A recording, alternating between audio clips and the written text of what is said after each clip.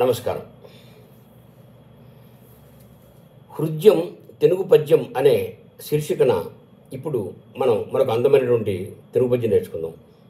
ఈ పద్యం రాఘవ పాండవీయంలోది, కవి పింగళి స్వర్ణ. ఈ రాఘవ పాండవీయం ద్వ్యర్థి కావ్యం, రెండు అర్థాలు వచ్చేటువంటి కావ్యం. సాధారణంగా రెండు అర్థాలు వచ్చేలాగా ఒక పద్యం రాయడమే కష్టం.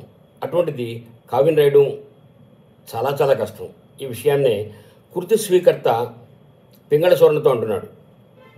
రెండర్థంబుల పద్యమొక్కటి వినిర్మింపంగ శక్యంబు కాకుండును తగ్గతి కావ్యమల్లనగునే ఓహోయనంజల్లదే పాండిత్యంబన అందును తెనుగు కబ్బం అద్భుతం బండ్రు దక్షుండెవాడిలా రామభారత కథల్ జోడింప భాషాకృతిన్. ఇక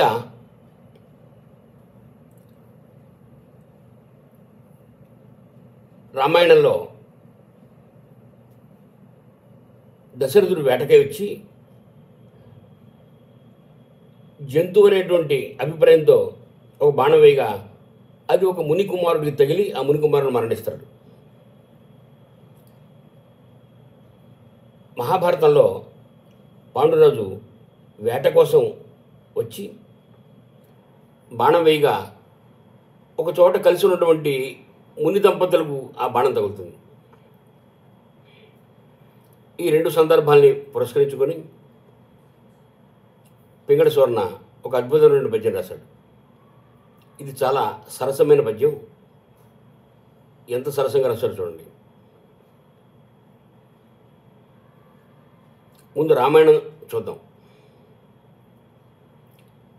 ముని దశరథుడితో అంటున్నాడు, ఎందు వెటరారే ఇతరులే మన సుతోదార సంగ సుఖము తప్పద్రోచితివి అకట పాండురాజ ఇశమన్నవైతివి అతి క్రూర దశరథేశ కులమురోయ.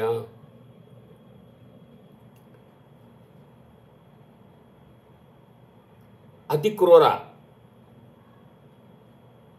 చాలా క్రూరుడైనటువంటి దశరథేశ, ఓ దశరథ,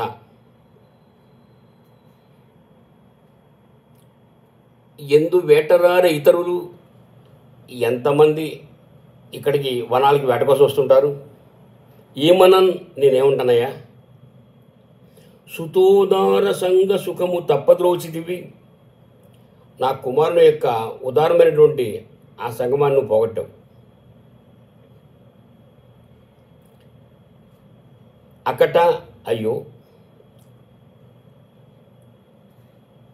పాండుర స్వచ్ఛమైనటువంటి అజయస్యమన్నవైతివి, నీ తండ్రి అయినటువంటి అర్జున యొక్క కీర్తిని నువ్వు నిలుపుకోలేకపోయావు. దిలీపుని యొక్క కొడుకు రఘువు యొక్క కొడుకు అర్జునుడు యొక్క కొడుకు దశరథుడు.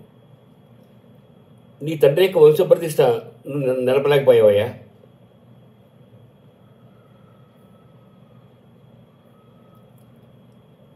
కులము రోయ, నీ యొక్క వంశం నశించేలాగా,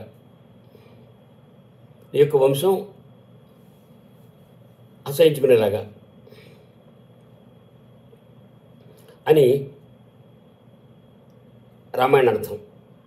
మరొకసారి చూడండి. ఎందు వేటరారే ఇతరులు,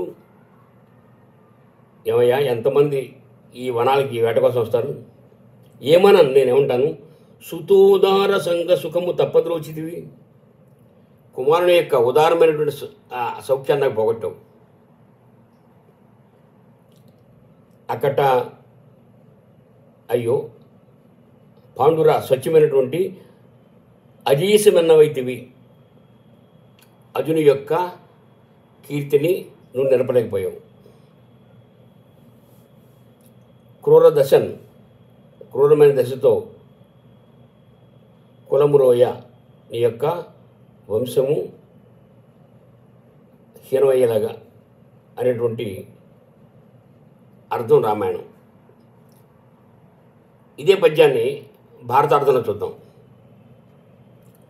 ఎందు వేటరారే ఇతరులు, ఎంతమంది ఇక్కడికి వేట కోసం వస్తుంటారయ్యా, రారయ్యా? ఏ మనస్సుతో నువ్వు, ఏ ఉద్దేశంతో, ఏ మనస్సుతో దారసంగ సుఖము తప్పదు రుచితివి?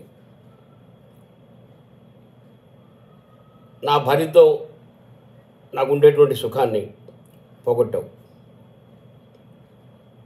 అకట అయ్యో పాండురాజా, ఓ పాండురాజా,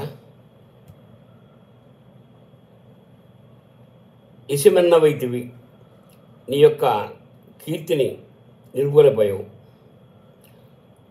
క్రూర దశన్, క్రూరమైనటువంటి దశలో రథేశ కులములో అయ్యా. రథేశుడు అంటే మహారాజు. మహారాజుల్లో అతిరథుడు, మహారథుడు, అర్ధరథుడు అని ఉంటాయి కాబట్టి రథేశుడు అంటే మహారాజు. ఆ రాజు యొక్క కులము అంటే వంశము రచించేలాగా అని అర్థం. మళ్ళీ ఒకసారి చూడండి.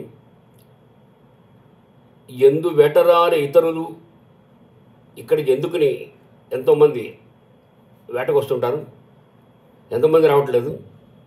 ఏ మనస్సుతో నువ్వు, ఏ ఉద్దేశంతో దారసంగ సుఖము తప్పదు రుచితివి?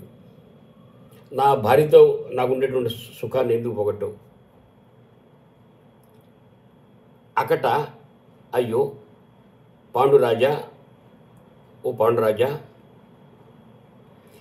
ఇసిమన్నవైతివి, నువ్వు కీర్తిని నిలుపుకోలేకపోయావు. అతి క్రూర దశన్, ఈ క్రూర దశతో రథేశ కులమురోయ, నీ యొక్క క్షత్రియ వంశ యొక్క గొప్పతనం నశించేలాగా. రామాయణంలో ఏమన సుతోదార సంఘ సుఖము తప్పదోచిదివి, ఇక్కడ ఏ మనసుతో దార సంఘ సుఖము తప్పదోచిదివి అని ఇక్కడ చెప్పాలి. అకట పాండురా అజీసిమన్నవైతివి అని రామాయణం, అకట పాండురాజా ఈసిమన్నవైతివి మహాభారతం. అతి క్రూర దశరథేశ కులమురోయ అని రామాయణం, అతి క్రూర దశన్ రథేశ కులమురోయ అని మహాభారతం. ఈ విధంగా చాలా సునాయాసంగా ఈ రెండు అర్థాలు రప్పించాడు. సరే, మరి చేసిన పాపానికి ప్రాయశ్చిత్తం ఉండేది కాబట్టి ఆయన శపించాడు. ఆ శాపంలో చూడండి.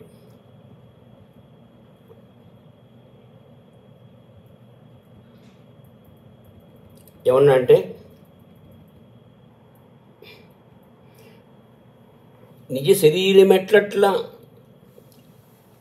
ఆ నృపతి మేను ఆత్మజయా సమాగతం బైన ఎప్పుడు, ప్రాణములు పోవునట్లుగా పరమ శోకవశత శపించి మృతి చెందే వనితతోడా.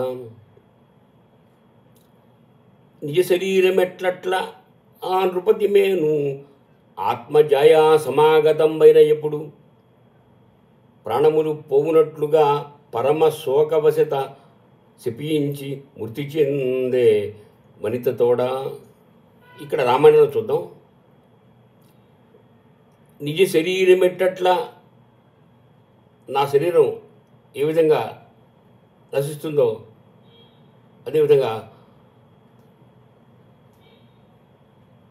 ఆత్మజ ఆయాసం ఆగతం పైనప్పుడు, ఆత్మజ అంటే కుమారుని యొక్క ఆయాసం ఉండే వియోగము ఆగతం పైనప్పుడు, ఆగతం అయినప్పుడు నేను ఏ విధంగా నా కుమారుని యొక్క వియోగానికి నేను మరణిస్తున్నాను, అదేవిధంగా నువ్వు కూడా నీ కుమారునితో వియోగం కలిగినప్పుడు నువ్వు మరణిస్తావు.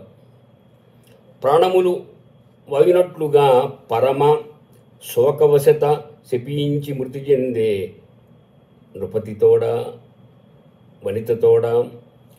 నేను ఏ విధంగా నా కుమారుని యొక్క వియోగానికి మరణిస్తున్నానో నువ్వు కూడా నీ కుమారునితో వియోగం ఏర్పడినప్పుడు నువ్వు మరణిస్తావు అని ఆత్మజ ఆయాసం ఆగతం పైనప్పుడు. ఇక